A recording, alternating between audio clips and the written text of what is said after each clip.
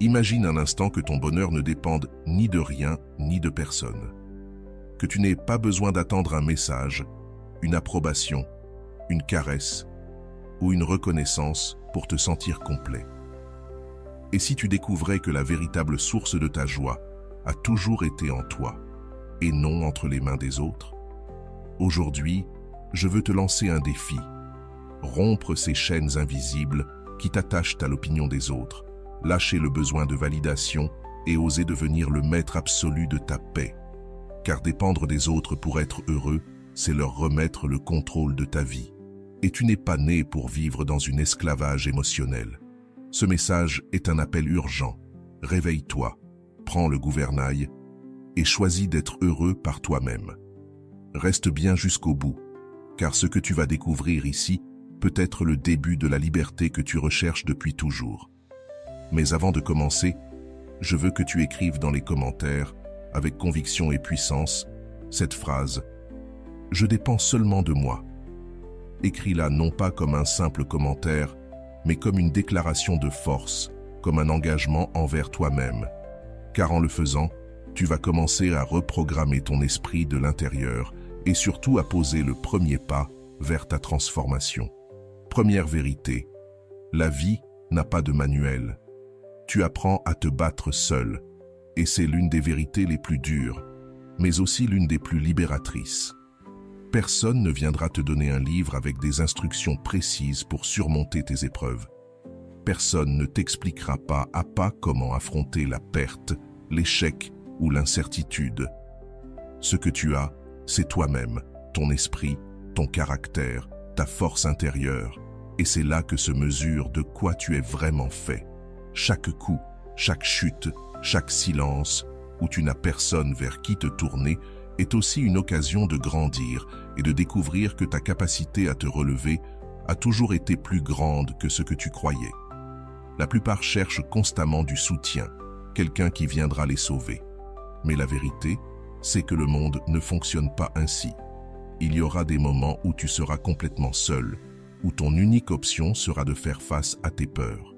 Et même si ça fait mal, même si cela paraît injuste, ce sont précisément ces instants qui forgent ton caractère. Apprendre à lutter seul n'est pas une punition. C'est un entraînement qui fait de toi quelqu'un d'invincible. Tu veux savoir quand tu découvres vraiment ta force? C'est au moment où tu crois ne plus pouvoir avancer et que tu choisis malgré tout de faire un pas de plus. Ce pas solitaire vaut plus que 1000 conseils, car il te prouve que la résilience ne s'apprend pas dans des phrases inspirantes. Elle s'apprend en vivant, en endurant et en recommençant. C'est la vie, un processus d'essai et d'erreur dans lequel toi seul deviens ton propre maître. Alors entraîne ton autonomie chaque jour.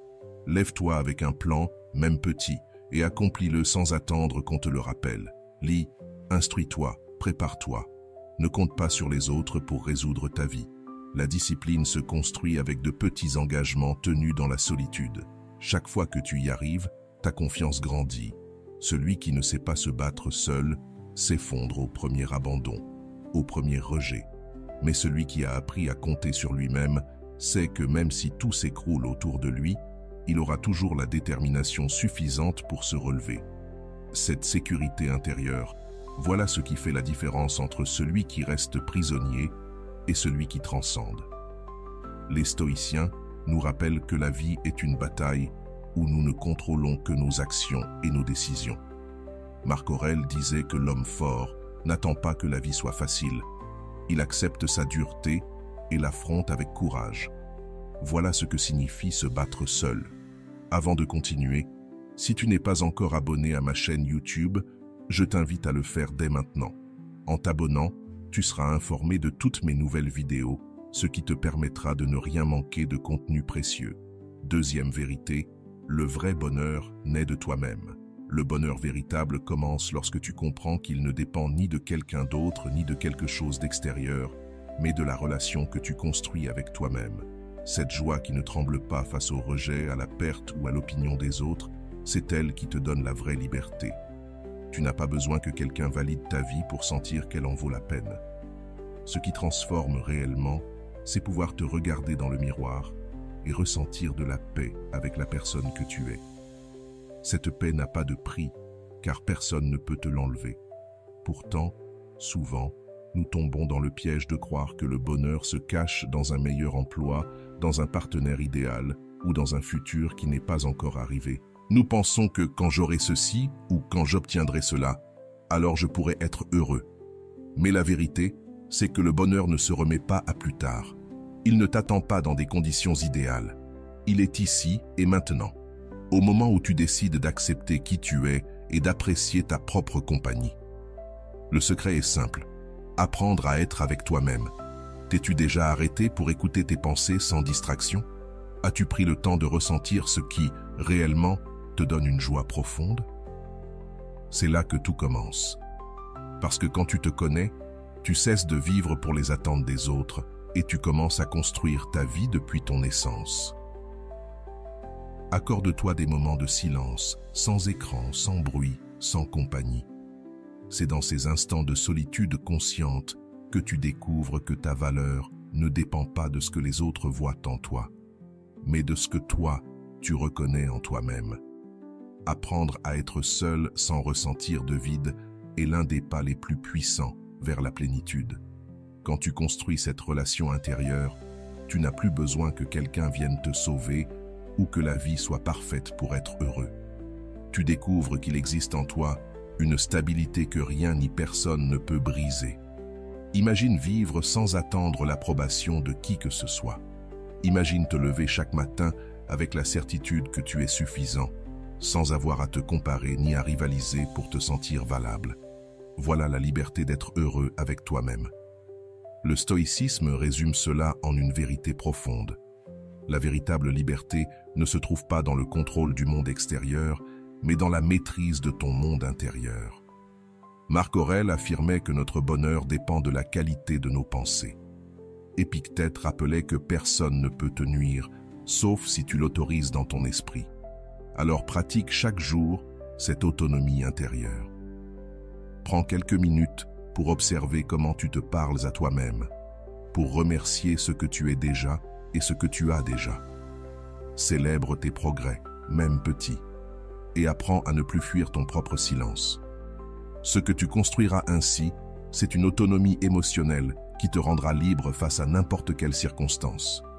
Tu ne seras plus une feuille ballottée par le vent de l'opinion ou du rejet. Tu deviendras un arbre aux racines profondes, flexible face aux tempêtes, mais impossible à déraciner. Voilà le vrai bonheur. Être heureux avec toi-même, découvrir que tu es déjà complet et que ta paix dépend uniquement de toi. Tel que tu es, tout ce qui vient de l'extérieur n'est qu'un complément, jamais la base de ta joie. Quand tu le comprends, la vie cesse d'être une poursuite désespérée et devient un chemin de calme, de plénitude et de liberté intérieure. Troisième enseignement, lâcher les attentes et les attachements est essentiel pour retrouver ta paix. Se libérer des attentes, c'est comme déposer un poids invisible que tu portais sur ton dos. Combien de fois t'es-tu senti frustré parce que les choses ne se sont pas passées comme tu l'espérais? Cette déception vient de ton attachement à une idée rigide de la façon dont la vie devrait être, de la manière dont une personne devrait agir, de la façon dont les événements devraient arriver. Mais la vérité est simple.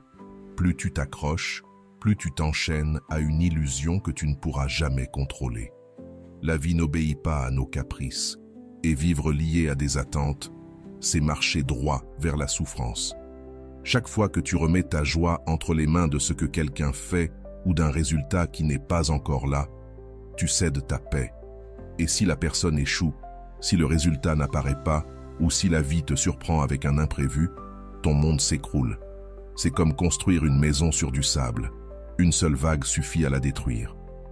En revanche, quand tu apprends à lâcher prise, ta paix devient un rocher solide que rien ni personne ne peut ébranler. L'attachement est l'un des plus grands voleurs de liberté. On s'attache à des objets, à des relations, à des idées du futur, croyant que sans cela, on ne peut pas vivre. Mais plus tu t'attaches, plus tu as peur de perdre et plus l'angoisse s'installe dans ton cœur. Lâcher prise ne signifie pas cesser d'aimer ou renoncer à ce que tu désires. Cela veut dire aimer sans posséder, désirer sans dépendre, Profiter sans peur de perdre. C'est vivre chaque instant avec gratitude, en comprenant que rien ne nous appartient vraiment, ni les personnes, ni les choses, ni même le lendemain. Et quand tu l'acceptes, tu te libères d'un immense fardeau. Accepter la réalité telle qu'elle est, ce n'est pas de la résignation, c'est de la sagesse. La vie est un flux constant de changements, et résister à ce mouvement, c'est vouloir arrêter la mer avec tes mains. Tu ne fais que t'épuiser. Mais si tu permets à la réalité d'être ce qu'elle est, tu découvres qu'il y a de la beauté même dans l'inattendu, et que bien souvent, ce qui paraissait être une perte se transforme en un cadeau caché. Une façon pratique de commencer à lâcher, c'est de t'observer au moment où une attente surgit. Pose-toi la question, qu'est-ce que j'essaie de contrôler qui ne dépend pas de moi? Rien que d'en prendre conscience, tu brises le cycle de frustration. Ensuite, remplace l'attente par la gratitude. Remercie pour ce que tu as déjà, pour ce qui est entre tes mains aujourd'hui. La gratitude est une clé puissante qui dissout l'angoisse de l'attachement et te ramène dans le présent. Une autre clé est la méditation. Quand tu entraînes ton esprit à rester ici et maintenant, tu cesses de t'obséder pour ce qui devrait arriver demain ou pour ce qui a été perdu hier. La méditation crée en toi un espace de silence où les attentes disparaissent et où naît une profonde sérénité. Dans cet état, la vie cesse d'être une lutte contre ce que tu ne peux pas contrôler et devient une danse avec ce qui est. Le stoïcisme nous enseigne que la racine de la liberté est de reconnaître ce qui dépend de nous et ce qui n'en dépend pas. Épictète disait « Ce ne sont pas les choses qui nous troublent, mais l'opinion que nous avons d'elles ». Cette phrase résume l'art de lâcher prise. Ne plus mettre ta paix dans ce qui échappe à ton pouvoir. Tu ne contrôles que tes pensées, tes actions et ton attitude. Tout le reste, laisse-le couler. Le résultat est immédiat. L'anxiété se dissout car tu ne portes plus le poids de contrôler l'incontrôlable. Tu deviens flexible face aux changements, capable de t'adapter sans perdre ta paix. Et surtout, tu découvres une liberté si profonde qu'aucune circonstance extérieure ne peut l'égaler. Quand tu lâches attente et attachement, tu ne perds rien. Au contraire, tu gagnes ta paix, ton équilibre et ta vraie joie intérieure. Quatrième enseignement, construis tes relations depuis l'abondance et non depuis le besoin. C'est l'une des décisions les plus puissantes que tu puisses prendre dans ta vie. Réfléchis-y. Si tu entres dans une relation par peur de la solitude, ce que tu crées n'est pas de l'amour, mais de la dépendance. Et la dépendance apporte toujours avec elle l'angoisse, la jalousie, la peur de perdre et un vide constant. Mais si tu arrives dans une relation depuis un lieu de plénitude, tu n'attends pas que l'autre te complète. Tu choisis de partager ce que tu es déjà. Et cela change tout, car tu t'attaches par force et non par manque. La solitude n'est pas ton ennemi, elle est l'atelier où se forge ton indépendance émotionnelle. C'est dans ces moments avec toi-même que tu apprends à écouter ton esprit, à découvrir ce qui te plaît vraiment, à nourrir ton âme par des activités qui t'élèvent. Si tu peux savourer ta propre compagnie, lire, créer, réfléchir ou simplement rester en paix, alors tu n'as plus besoin que quelqu'un vienne combler tes vides. Quand tu ne cherches plus à combler, tu commences à choisir en toute liberté. Entrer en relation par besoin, c'est mendier des miettes d'affection. Tu te contentes de peu, tu tolères l'intolérable et tu acceptes moins que ce que tu mérites, car tu crains plus que tout d'être seul. Mais quand tu connais ta valeur, quand tu sais que ton bonheur ne dépend de personne, tu deviens beaucoup plus sélectif. Tu n'offres plus ton énergie à n'importe qui, tu ne cherches plus la validation désespérée, tu partages depuis l'abondance. Demande-toi avec sincérité, cette relation enrichit-elle ma vie ou ne fait-elle qu'éviter que je me sente seul? C'est une réflexion dure mais libératrice, car souvent nous découvrons que nous ne faisions pas l'expérience de l'amour, mais que nous fuyions le vide. Reconnaître cela, c'est briser les chaînes qui nous retiennent et s'ouvrir à des liens authentiques. Apprends à cultiver ton autosuffisance. Consacre du temps chaque jour à toi, à tes passions, à tes projets, à ton évolution. Plus tu nourris ton monde intérieur, plus tu deviens une personne qui non seulement apprécie sa solitude, mais qui rayonne en la partageant. Cette énergie attire des relations différentes, des personnes qui ne cherchent pas à profiter de ton besoin, mais qui marchent à tes côtés dans le respect et l'admiration. Apprendre à dire non fait partie du processus.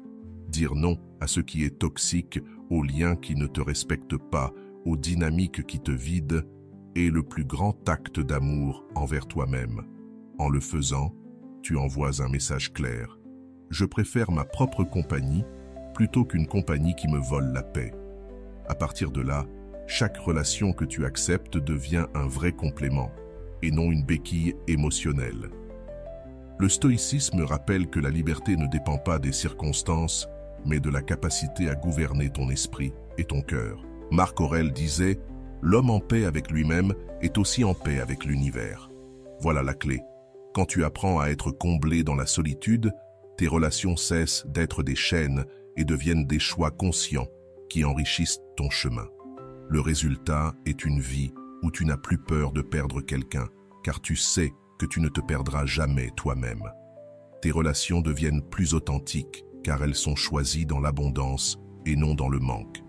Et surtout, ta solitude cesse d'être un vide pour devenir un espace de liberté et de plénitude.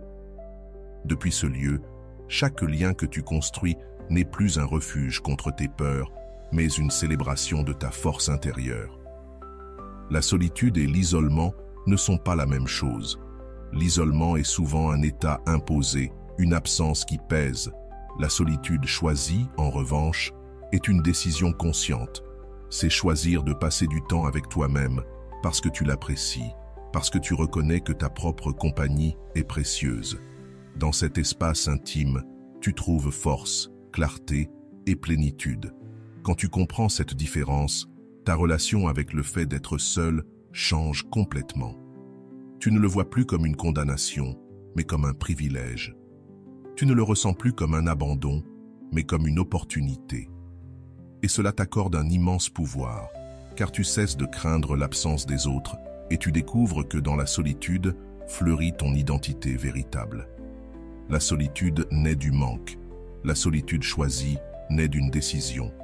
La solitude t'oblige à chercher désespérément la présence d'autrui pour combler un vide, tandis que la solitude choisie t'invite à savourer ta propre compagnie parce que tu te sens déjà complet. Dans la solitude, tu te perds. Dans la solitude choisie, tu te retrouves. Voilà la clé. Commence par changer ta narration intérieure. Chaque fois que ton esprit te dit « je suis seul », remplace-le par « je profite de mon temps avec moi-même ». Ce simple geste de reprogrammation transforme un sentiment de manque en une expérience de joie. Les mots ne décrivent pas seulement, ils créent des réalités en toi. Pratique au moins 15 minutes par jour une activité que tu aimes en solitude. Lire, écrire, peindre, écouter de la musique ou simplement t'asseoir en silence avec une tasse de café chaud. L'objectif n'est pas de te distraire, mais de te reconnecter à toi-même, de donner de la valeur à cet espace intime que tu ne partages avec personne. Plus tu le pratiques, plus tu découvriras que ta solitude n'est pas un ennemi, mais un refuge. Pose-toi des questions qui t'aident à mieux te connaître. Qu'est-ce que j'apprécie dans ma propre compagnie? Qu'est-ce qui me rend complet sans dépendre d'autrui? Ces réflexions ouvrent des portes intérieures et te révèlent que la satisfaction peut naître de toi, sans validation extérieure. Les rituels simples renforcent ce lien. Prends un café en silence le matin, marche seul dans la nature, écris tes pensées avant de dormir. Petit à petit, ce qui paraissait vide devient plénitude. Les stoïciens eux-mêmes le savaient. La véritable force naît de l'autosuffisance, de la capacité à être bien avec soi sans dépendre de l'extérieur. Marc Aurèle méditait dans ses nuits solitaires, non pour se plaindre, mais pour se renforcer. Sénèque affirmait que celui qui sait vivre avec lui-même n'est jamais seul, car il porte en lui un monde complet. Voilà pourquoi la solitude choisie était pour eux un chemin de puissance et de liberté. Et toi aussi, quand tu l'embrasses, tu perds la peur de l'abandon, car tu comprends que tant que tu te possèdes toi-même, tu n'es jamais abandonné. Ta relation avec toi se renforce au point que, lorsque tu partages avec d'autres, ce n'est plus depuis le besoin, mais depuis l'abondance. La solitude fait mal quand elle est vécue comme un manque. La solitude choisie libère quand elle est vécue comme une élection. Si tu transformes ta perception, tu cesseras de croire que tu as besoin de quelqu'un pour être complet et tu reconnaîtras que ta véritable force naît dans ces instants intimes avec toi-même. Chaque fois que la vie t'offre un moment de solitude, ne le vois pas comme un vide, mais comme un rappel que tu portes déjà en toi tout ce dont tu as besoin. Dans ce silence, tu comprends que te contenter de moins n'est pas de l'humilité, mais une forme de renoncement à toi-même. Combien de fois as-tu accepté moins que ce que tu méritais par peur d'être seul? Peut-être une relation qui ne te respectait pas, un travail qui étouffait ton essence, ou un cercle qui ne reconnaissait pas ta valeur. Tu l'as fait en pensant que c'était mieux que rien. Mais lorsque tu choisis la solitude comme espace de force, tu cesses de voir le rien comme un vide et tu commences à le percevoir comme une possibilité. C'est à partir de là que tu élèves tes standards. La solitude devient le terrain fertile où germe ton authenticité. Loin des voix extérieures, tu peux te demander avec honnêteté « Qu'est-ce que je tolère qui ne reflète pas ma valeur ? Comment puis-je élever mes standards ?» Ces questions fissurent le confort de l'habitude et laissent entrer la vérité. Car il ne s'agit pas d'exiger trop, mais de refuser ce qui t'abîme. Élever tes standards ne veut pas dire être arrogant, mais aligner ta vie avec ta dignité. Cela signifie dire non quand quelque chose ne t'apporte rien, même si au début, ça fait mal. Cela signifie reconnaître que ta paix vaut plus que n'importe quelle compagnie et que ton authenticité n'est pas négociable. Quand tu oses poser des limites et te prioriser, tu élèves non seulement ce que tu attends des autres, mais aussi ce que tu attends de toi-même. Fais l'exercice d'écrire tes standards et formule-les clairement. Respect mutuel, soutien, croissance, authenticité, paix. Chaque fois que tu doutes, relis cette liste. Elle sera ta boussole pour ne pas te perdre dans des relations qui te vident ou dans des engagements qui ne t'élèvent pas. Et souviens-toi, il ne s'agit pas d'attendre que les autres incarnent ces valeurs, mais de commencer par les vivre toi-même. Quand tu choisis de vivre selon tes propres standards, tu attires automatiquement des personnes et des expériences qui vibrent au même niveau que toi. La solitude est aussi l'espace où tu renforces ton estime de toi grâce à des actions concrètes. Consacre chaque jour du temps à un projet personnel, quelque chose qui te rappelle ta valeur et ta capacité. Cela peut être écrire, t'entraîner, apprendre une compétence ou avancer dans un rêve. Ces petits pas quotidiens nourrissent l'idée que ta vie a un sens, même sans validation extérieure. À partir de là, tes standards ne sont plus un caprice, mais la conséquence naturelle de ton auto-valorisation. Le stoïcisme résume cela avec clarté. Le véritable pouvoir ne réside pas dans le contrôle des autres, mais dans le contrôle de soi et dans le choix de ce que tu acceptes dans ta vie. Épictète enseignait que personne ne peut te faire sentir inférieur sans ton consentement. Marc Aurèle rappelait que ta dignité dépend de la façon dont tu te traites toi-même. Élever tes standards à travers la solitude, c'est exactement cela. Décider que ta vie reflète ta valeur et non ta peur. Le résultat de cette posture est une transformation radicale. Tu commences à attirer des relations authentiques car tu ne te contentes plus de celles qui ne vibrent pas avec toi. Tu rencontres des expériences qui reflètent ton authenticité car tu refuses celles qui ne respectent pas ton essence. Et le plus puissant, c'est que la solitude cesse d'être une punition pour devenir ton allié, un espace où tu renforces ta confiance, ton but et ta vérité. Quand tu apprends à élever tes standards depuis la solitude, tu cesses de demander la permission d'être toi. Tu comprends que la vie ne consiste pas à rentrer dans un moule, mais à être fidèle à ton essence. Et à partir de cette fidélité, tout ce qui arrive à toi devient plus pur, plus libre et plus aligné avec ce que tu mérites vraiment. Enseignement 8. Explore des passe-temps qui réveillent ta passion. Explorer un passe-temps, c'est comme allumer une flamme en toi qui transforme la manière dont tu vis tes moments de solitude. Quand tu trouves une activité qui te passionne vraiment, qui éveille ta curiosité et qui te connecte à ton essence, La solitude ne ressemble plus à un vide, mais à un cadeau. Tu ne fuis plus ta propre compagnie, tu la recherches avec joie. Un passe-temps n'est pas une perte de temps. C'est un pont vers ta créativité, ton équilibre et ta satisfaction intérieure. Peindre, écrire, danser, jouer d'un instrument, cuisiner, apprendre une langue ou cultiver des plantes. Ce qui compte, ce n'est pas l'activité en elle-même, mais ce qu'elle réveille en toi. Quand tu la pratiques, tu entres dans un état de présence où le stress disparaît et où seule demeure la connexion avec toi-même. C'est un refuge sain qui ne dépend de personne. Un espace où ton esprit se repose et ton âme s'élargit. La clé est d'oser essayer sans craindre le jugement. Souvent, nous n'explorons pas nos passions parce que nous pensons ne pas être assez bons, parce que nous nous comparons aux autres ou parce que nous croyons que cela n'a pas de valeur s'il n'y a pas de résultats extérieurs. Mais les passe-temps ne sont pas faits pour prouver quoi que ce soit. Ils existent pour exprimer ce que tu portes en toi, pour t'offrir un espace d'authenticité. Quand tu les pratiques, tu expérimentes une liberté unique. Faire quelque chose uniquement parce que tu l'aimes. Commence simplement. Accorde-toi 15 minutes par jour pour une activité qui éveille ton énergie. Pas besoin d'heures, ni de matériel coûteux, juste de la volonté. Créer un coin sans distraction, un sanctuaire pour ton passe-temps. Cet endroit physique deviendra un rappel. Tu mérites du temps pour toi. Ton bonheur est aussi une priorité. Après chaque pratique, prends un moment pour réfléchir. Est-ce que cela t'a apaisé? Est-ce que cela t'a rempli d'enthousiasme? Est-ce que cela t'a aidé à t'exprimer? Ces questions renforceront ton lien avec l'activité et te montreront que, bien plus que la technique, c'est l'émotion que cela suscite qui compte. Avec le temps, ces moments deviendront des oasis d'équilibre. Tu attendras chaque jour avec impatience le moment de retrouver ta passion.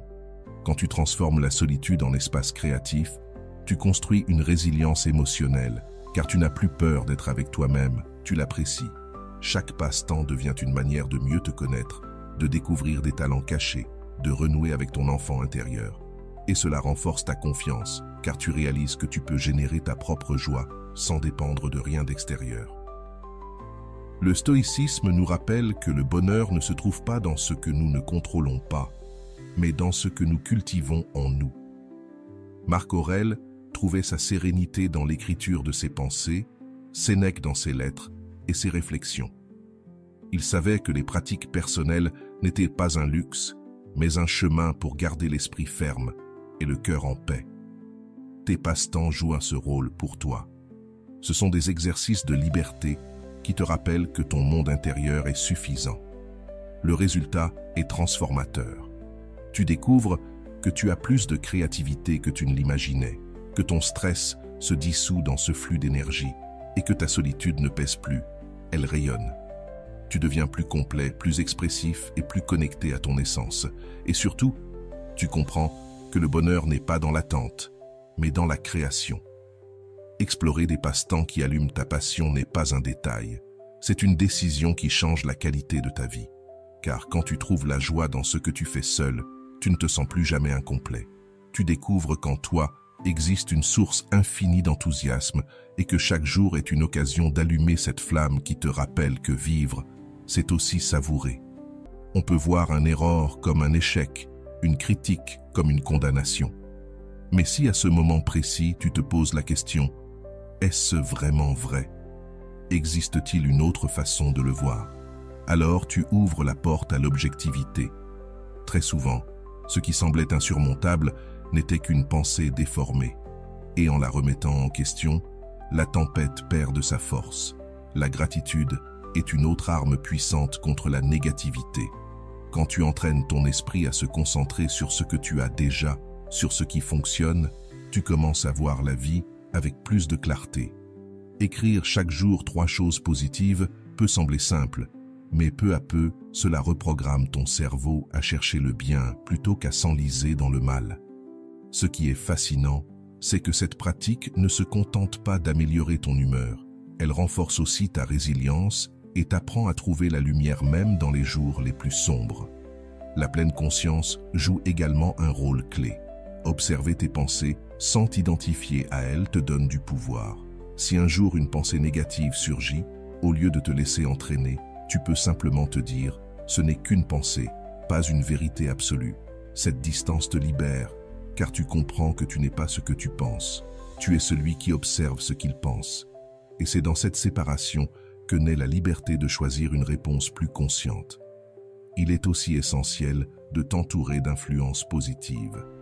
L'environnement que tu consommes nourrit ton esprit autant que la nourriture nourrit ton corps. Des personnes qui t'inspirent, des conversations qui élèvent ton énergie, du contenu qui te motive. Tout cela devient un bouclier contre la négativité.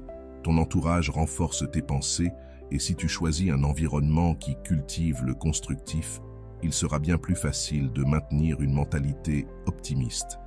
Le stoïcisme enseigne que la vie n'est pas ce qui t'arrive, mais la manière dont tu y réponds. Marc Aurèle rappelait que notre esprit a le pouvoir de transformer n'importe quelle expérience en bien si nous l'utilisons avec sagesse. Sénèque ajoutait que nous souffrons bien plus dans notre imagination que dans la réalité. Ces enseignements nous rappellent que la négativité n'est pas une fatalité. C'est une habitude qu'il est possible de transformer avec discipline et clarté. Lorsque tu pratiques cela, le résultat est extraordinaire. Les pensées négatives perdent de leur force. Elles ne te contrôlent plus comme avant. Tu ressens plus de légèreté, plus de résilience quand les choses se compliquent et surtout, une joie qui ne dépend pas d'un monde parfait, mais de ta capacité à trouver du bien, même au cœur de la difficulté. La vie cesse d'être un champ de bataille et devient un chemin que tu peux parcourir avec calme et confiance. Défier la négativité et embrasser la positivité ne signifie pas nier les problèmes. Cela signifie les affronter avec un esprit clair et un cœur ouvert. C'est choisir de voir des possibilités là où tu ne voyais que des barrières. C'est préférer la gratitude à la plainte. C'est te rappeler chaque jour que ta perspective peut être ton plus lourd fardeau ou ta plus grande bénédiction. Et lorsque tu choisis la seconde, tu ne transformes pas seulement ton esprit, tu transformes ta vie entière. Enseignement 10. Agis avec indépendance et fais confiance à tes décisions. Prendre ses propres décisions et agir avec indépendance est l'une des plus grandes preuves de force intérieure. Tant que tu vis dans l'attente de l'approbation des autres, ta vie ne t'appartient pas vraiment. Elle devient un reflet de ce qu'ils attendent de toi. Et tôt ou tard, cela t'épuise. Car peu importe combien tu essayes de plaire, il y aura toujours quelqu'un qui critique, quelqu'un qui ne comprend pas, quelqu'un qui te juge. La véritable liberté commence lorsque tu oses décider par toi-même. Chaque choix que tu fais est une déclaration de qui tu es. Si tu choisis par peur, ta vie se réduit. Si tu choisis selon tes valeurs, ta vie s'élargit. L'objectif n'est pas de ne jamais te tromper, mais de faire confiance au fait que même dans l'erreur, tu apprendras, tu grandiras et tu deviendras plus fort. La dépendance à l'opinion des autres est une prison invisible. Elle te fait douter de tes instincts, retarde ce que tu désires et elle te vole ton énergie. Combien de fois as-tu voulu agir, mais tu t'es retenu par peur de ce que les autres allaient penser? Chaque fois que tu te permets de faire confiance à ton jugement, tu reprends le contrôle. Tu choisis ce qui te donne la paix, même sans approbation. Et soudain, tu sens une force différente, celle d'être le véritable maître de ta vie.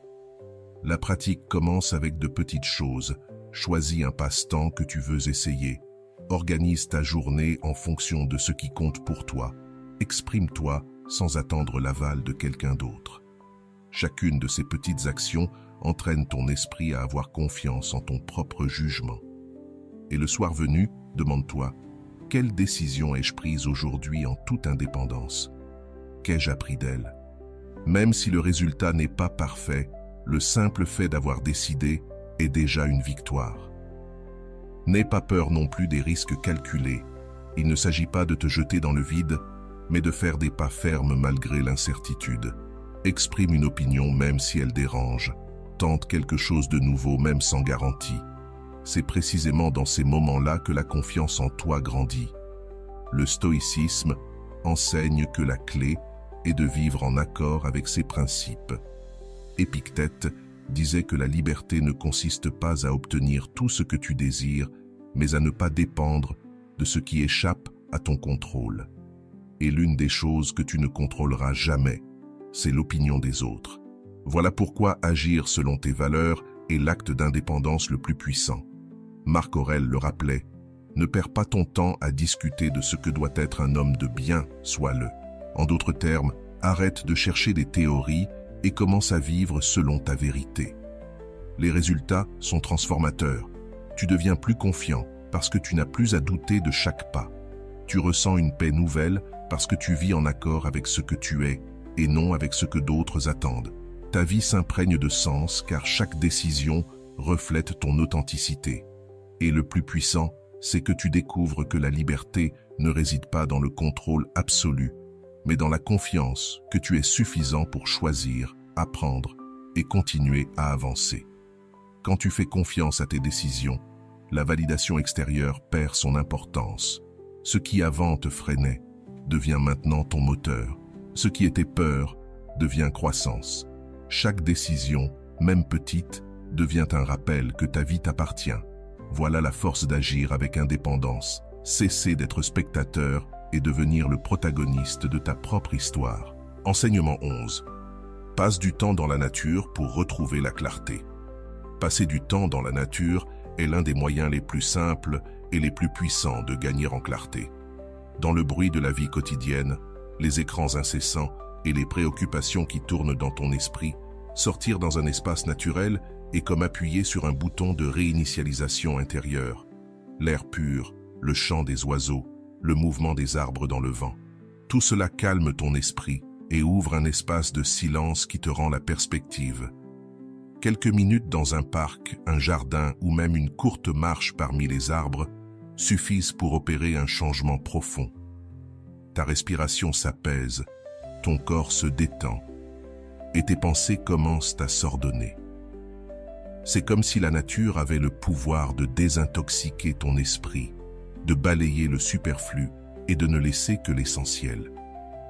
Et dans cette clarté surgissent des idées nouvelles, des solutions à ce qui semblait impossible et le rappel de ce qui compte vraiment. Être dans la nature, c'est aussi une pratique de pleine conscience. Il suffit d'observer la lumière qui change dans les feuilles, le bruit de tes pas sur la terre, les couleurs infinies du ciel.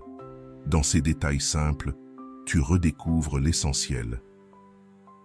Observer te ramène au présent et brise la spirale de pensée qui a souvent tendance à t'emprisonner.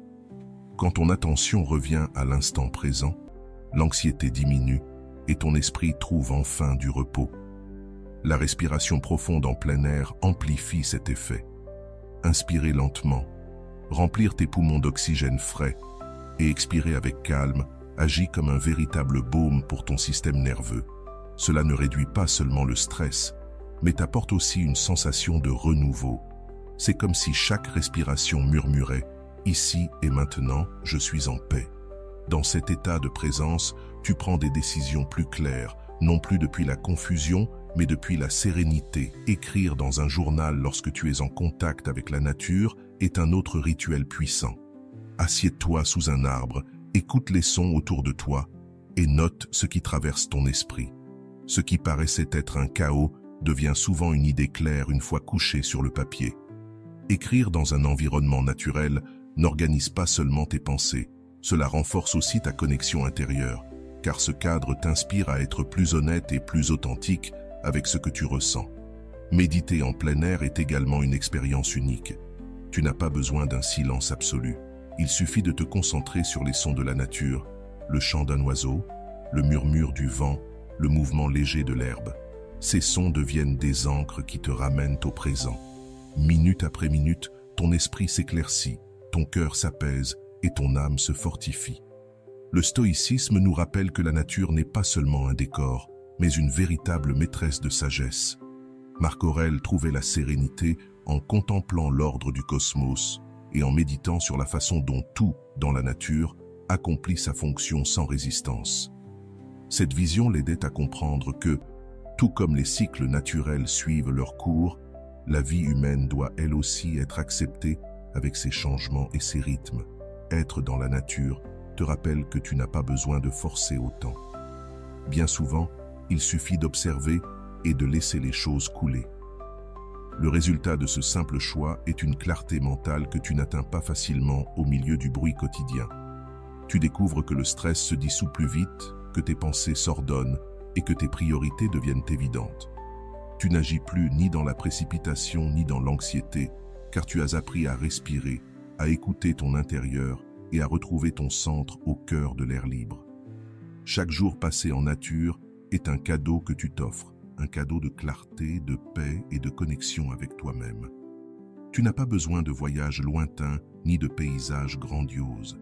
Il suffit de sortir à l'endroit le plus proche et d'observer. Ce simple geste peut transformer ton état mental et ta vie entière. Car dans la nature, tu ne trouves pas seulement le calme, tu trouves aussi la force de décider avec sagesse et de vivre avec équilibre. Enseignement 12. Le pardon libère ta charge émotionnelle et ouvre le chemin vers la paix. Garder du ressentiment, c'est comme porter un sac rempli de pierres qui s'alourdit de jour en jour.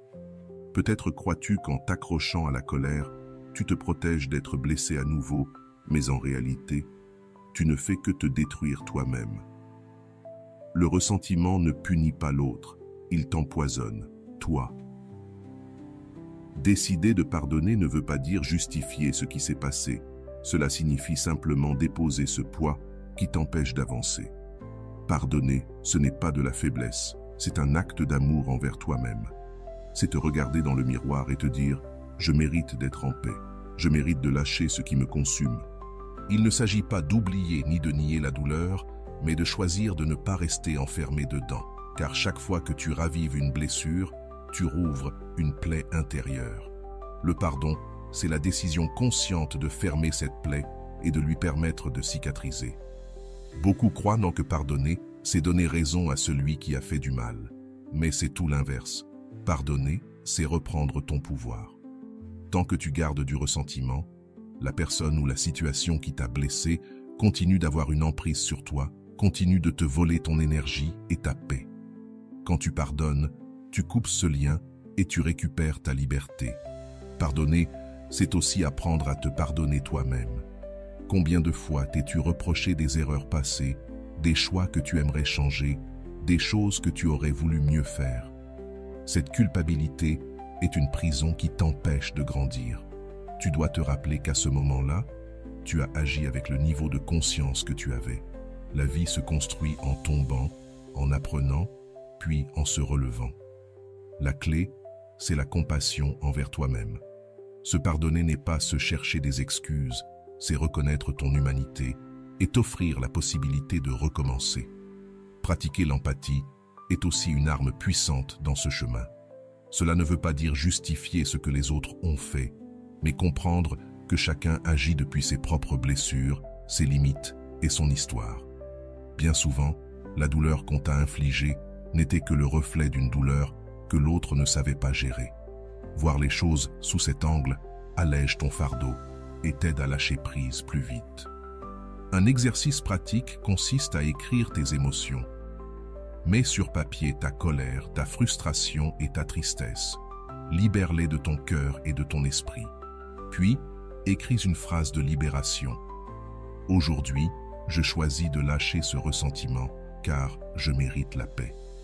Répétez plusieurs fois, ce rituel symbolique reprogramme ton esprit pour cesser d'alimenter la blessure et commencer à guérir. La méditation peut aussi t'accompagner dans ce processus. Consacre quelques minutes à visualiser la personne ou la situation qui te fait encore mal et répète intérieurement « Je te libère, je me libère ». Peu importe si l'autre entend ou non, ce qui compte, c'est que toi, tu le ressentes. Ce mantra devient un rappel que tu choisis d'avancer au lieu de rester prisonnier du passé. Le stoïcisme nous enseigne que nous ne contrôlons pas ce que les autres font, mais uniquement la manière dont nous y répondons. Sénèque disait « L'homme qui souffre avant l'heure souffre plus que nécessaire ». Garder du ressentiment, c'est justement cela. Prolonger un mal qui appartient déjà au passé. Marc Aurèle, dans ses méditations, disait que nous devons vivre sans rancune, car chaque jour qui passe est trop précieux pour être gaspillé dans ce que nous ne pouvons pas changer. Le résultat de la pratique du pardon est un profond soulagement. Tu sens ton cœur devenir plus léger, ton esprit trouver le calme et ta vie recommencer à avancer sans l'ombre du passé. Pardonner ne signifie pas effacer ce qui s'est passé, mais transformer la manière dont tu choisis de vivre avec cela. Et dans cette transformation, tu récupères ta paix, ta force et ta capacité à construire des relations plus saines et authentiques. Le pardon n'est pas un cadeau pour celui qui t'a blessé, c'est un cadeau que tu t'offres à toi-même. C'est choisir la liberté plutôt que l'esclavage de la rancune, la paix plutôt que la tempête de la colère, la vie plutôt que la prison du passé. Quand tu choisis de pardonner, tu choisis de guérir, et en guérissant, tu choisis de vivre dans la plénitude. Enseignement 13. La qualité de tes pensées détermine la qualité de ton temps en solitude. Si ton esprit est un jardin négligé, envahi de mauvaises herbes, ton expérience sera chaotique et angoissante. Mais si tu apprends à cultiver des pensées de gratitude, d'amour de soi et d'ouverture aux possibilités, ton temps avec toi-même se transforme en un espace fertile, un refuge de calme et de croissance. Il ne s'agit pas d'éviter la solitude, mais d'apprendre à l'habiter avec des pensées qui te renforcent au lieu de te détruire. Quand tu passes du temps seul, ta voix intérieure devient plus forte. Les peurs, les doutes et les insécurités refont surface, et c'est là que beaucoup fuient vers des distractions extérieures pour ne pas les entendre. Mais la vérité, ce n'est pas de faire taire cette voix, c'est de la transformer. Tes pensées sont des graines. Selon celles que tu arroses, ta vie fleurira ou se fanera. Si tu répètes chaque jour des critiques envers toi-même, si tu ne vois que ce qui manque, ton temps seul deviendra un supplice. Mais si tu choisis consciemment de cultiver la gratitude et les affirmations qui te rappellent ta valeur, ce temps deviendra ton meilleur allié. La première clé est l'auto-observation consciente. Consacre quelques minutes chaque jour à observer les pensées qui surgissent dans le silence. Ne les juge pas, contente-toi de les regarder.